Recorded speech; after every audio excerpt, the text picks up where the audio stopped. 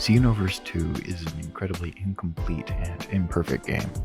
The PC player base has known about this for years, which is why it has one of the largest, still growing modding communities of any Dragon Ball game in the past few years.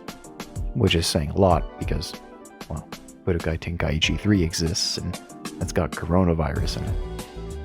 And hand sanitizer. Console players have had to accept this for about as long as the game's been alive, which is a very long time because this game won't die. It's not exactly easy to mod a console to begin with, and when it comes to console games themselves, there's gotta be some guy who goes in there and does it all himself. Someone tried this for the Switch version of Xenoverse 2 a few years back, but they only got so far as putting a few titty mods on, and then quitting when the file structure changed. So much for that. This has created a sort of Stockholm syndrome within the console player base. It's not easy to come to terms with the fact that your game is forever shit and there's no way to fix it. So you end up with thoughts like, DBS 17 is okay. I'm okay with the fact that I can't play as him until he's already losing. Speaking of which, half the DBS characters don't have their finishing moves.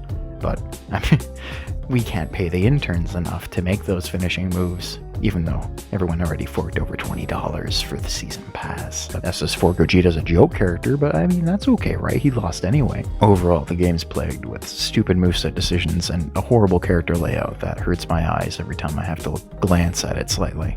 Also, again, everything to do with Android 17 DBS. Like, this is one of the worst designed characters I've ever seen in any game, let alone a fighting game. Why would you make it so that your character's main gimmick is that half of their moveset is unplayable until you're losing? Well, Stockholm Syndrome no more. I'm about to give you a panacea for all of these problems and more. I present to you, as the title gives away, the world's first Xenoverse 2 for Switch mod pack, and it is a big one. So as you can probably tell, I don't have a capture card. I'm poorer than the dirt on the bottom of your shoe, so you're gonna have to make do with these screenshots I took. So before I give you too much good news, I first want to completely destroy all of your expectations and let you know about what's not going to be in the mod. So this mod pack is designed with the idea in mind that I'm turning Xenoverse 2 into Tenkaichi 4.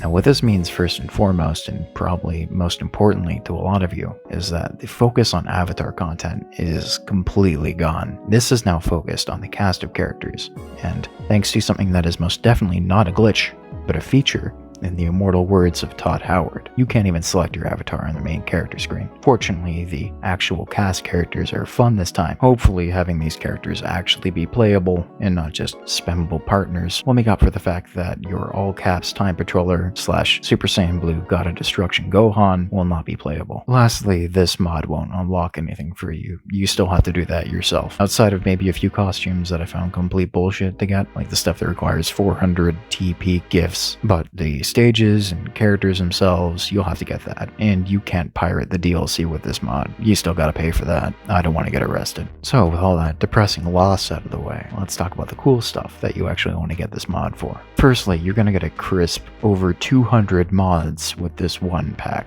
I'm talking new moves, new characters, new costumes, everything. Except for new avatar pieces, but you already knew that. Character movesets have been completely overhauled, every single one of them, so that they're more fun, more accurate to the source material, and more unique. This includes attacks that have gone completely unused, like 17 and 18's unique ultimates, which are only available through the partner system. I still don't understand this. New attacks have also been added to these movesets to round them out. My OCD has once again come in handy, as I have completely overhauled the character select screen. Instead of having characters be awkwardly shoved into positions where they just kinda sorta belong, with some transformations off to the side, because today we decided that Goku can't transform into this one, all forms of existing characters have been merged together, with the exception of fusions, so that they are all in one convenient location. If you want GT Goku, or the new GT Vegeta, you would just go over to their slot and go to the costume. This does mean though that awakenings have been completely removed from the game altogether. This isn't so much of a problem when you consider the fact that the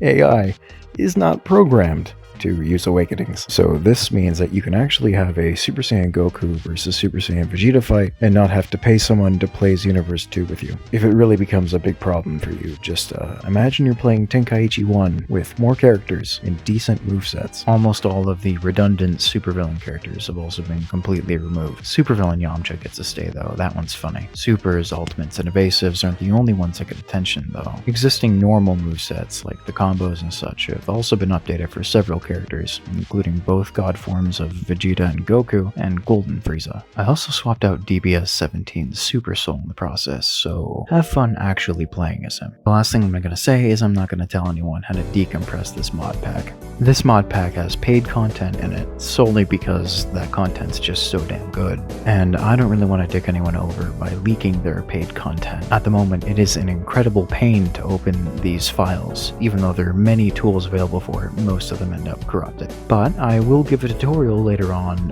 how to do this yourself, so you don't need to decrypt these files. You can just encrypt your own. I'll also provide the necessary tools and some files that you'll need to get started. But that's not going to be for a while because it'll take some time to set up. Also, knowing me, I can't give you an exact date on when that'll come because it'll pop up like 3 months after I say it will. So, all that being said, if you have a modded Switch that can play these things, please enjoy the world's first mod pack for Xenoverse 2 on the Nintendo Switch. It will receive continuous updates because this game won't die and it's already getting new DLC. If you want to go ahead and mod your Switch and you haven't done it yet, then I'm going to leave a link in the description to a nice, easy, clean tutorial that even the newest of newcomers can follow along with.